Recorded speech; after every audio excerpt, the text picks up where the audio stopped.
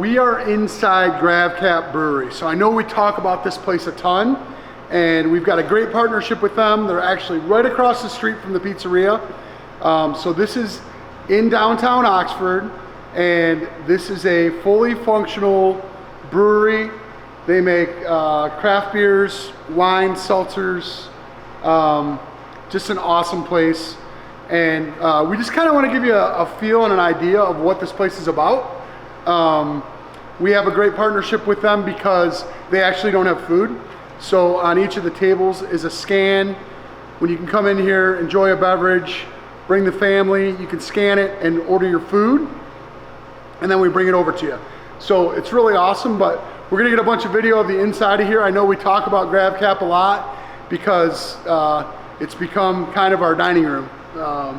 And it's a great way to enjoy sick pizza and also have a beer or have a soda pop or have a frosty drink. So we're also going to get a tour of the brew room, and we're going to see them actually brewing the beer. It's all small batch, awesome stuff, and there's usually 10 to 12 beers on tap. So we will show you what's going on. Yep. Here we are at Gravel Capital. Back behind the bar. This is where we do all the tasting. This is our tasting room. We are not a bar. We are a manufacturing facility with a tasting room. Oxford actually has more liquor licenses than are available because of our population. So we get around that by being a manufacturer and not having to have an extra liquor license. Back when we heard there was a brewery coming to town, we were excited. We're not the first people that have tried to make this brewery work here.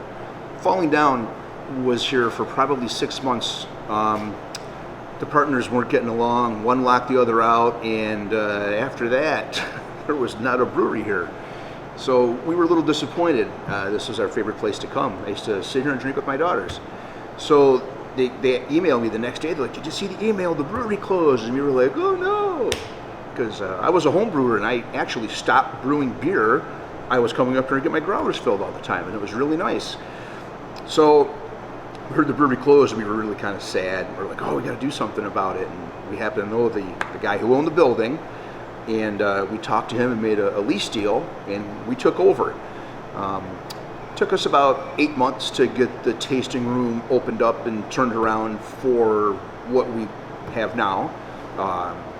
And the name, we wanted to go with local history. Gravel Capital is the nickname for Oxford here. More gravel came out of the east of Mississippi than anywhere else in the United States or the world at one point. And so we were known as the Gravel Capital. So we are going in the brew room now. Not a lot of people get to go in here, so we've got full access with Tom and Evan. Evan's going to be brewing the flagship beer today, which is the Never Ending, and Tom's going to tell us about it. So here we go. When I throw the grain in, it'll lose a lot of heat if I don't heat up the sides with water. Okay. The tank here. So how much water goes in that? Like 30 for now, just to heat it up, and then another like 150 or so. I think 170. Yeah, later. I do the math on the fly every time. There's a small little algebraic equation I do, like for how much grain I have, how much water I need. So, and what is this beer that you're making today? It's Never Ending. Never Ending, which is an IPA? Yeah. So what makes it an IPA? Just the bitter profile. Like, it has to be bitter enough. I think that's it. It's just bitter. Okay. So it's a different hop or different grains? Or? No, it just has to be bitter enough. That's it. Okay. It's and like that's kind of the flagship beer.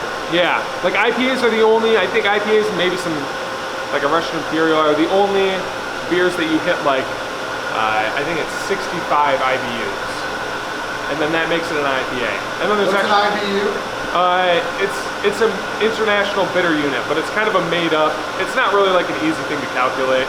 You need like there's a way to calculate it, but when you start dry hopping it, you can increase or decrease the IBUs, and that could totally change like if it's an IPA or not. Sure. But it's, IPAs, I guess, just, they need enough hops in them. Just a hoppy beer. I got It's a hop forward. And would you say that's your most popular beer? No, I don't know. Yeah, one of them. It's all over the place all the time. Would you say that's the pizza guy's most favorite beer? That's the pizza guy's favorite beer, for sure, yeah. I've been told. It gets fed in through there. Water will hit it at the same time the grain goes in, so it'll get like an even consistency. Never clump. Yeah, so like if you like in a mixer, a bowl mixer with pizza dough, if you like throw a ton of water and throw the flour in, you're probably gonna get a ton of dough balls, right? Sure. Yeah. It's like the same thing.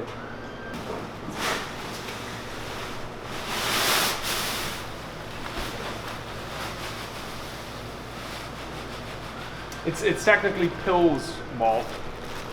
It's a Pilsner malt.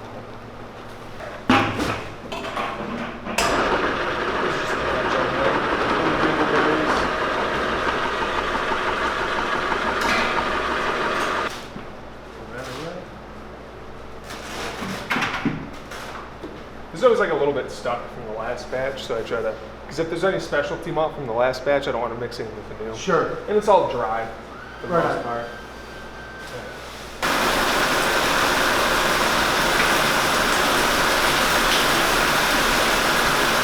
And this thing, adjust the flow of water right here, very minutely, and I kind of just eyeball it to get like the perfect mix going.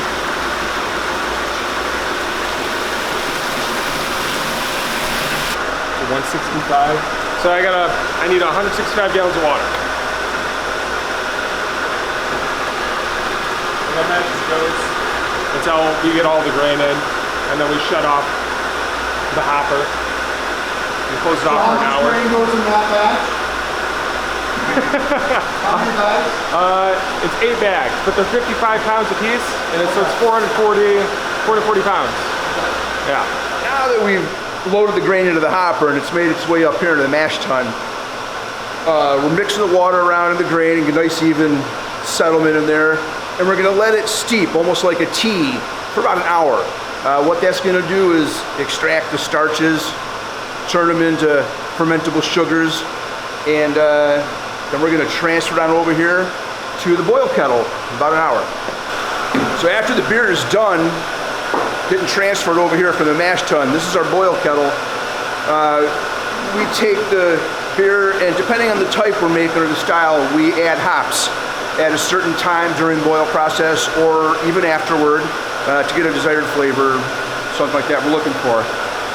After about an hour here as well in a boil, we're going to take and transfer it on over here through this chiller. And cold water from the city runs one way through the chiller. The hot beer runs the other way through the plates and cools it down to about room temperature. And at that point, it's also getting transferred straight over to our fermentation tanks. Depending on type of beer, fermentation takes longer or shorter times. A lager, about a month. An ale, a few weeks. And it's temperature controlled. These are jacketed tanks.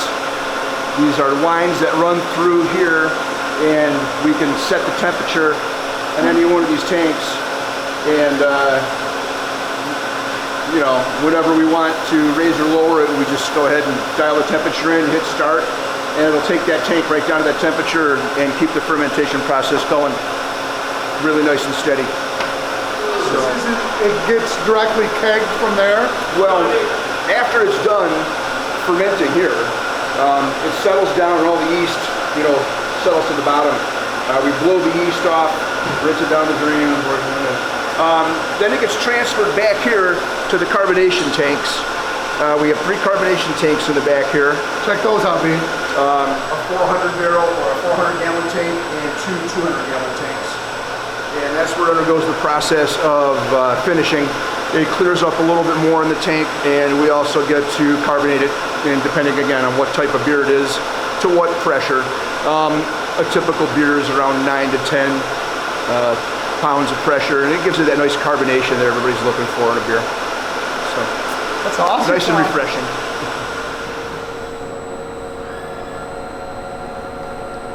Oh, wow. Yeah, everyone says it's really good. It's really good. I don't think it's So there's lots of cool stuff that happens at Grav Cap.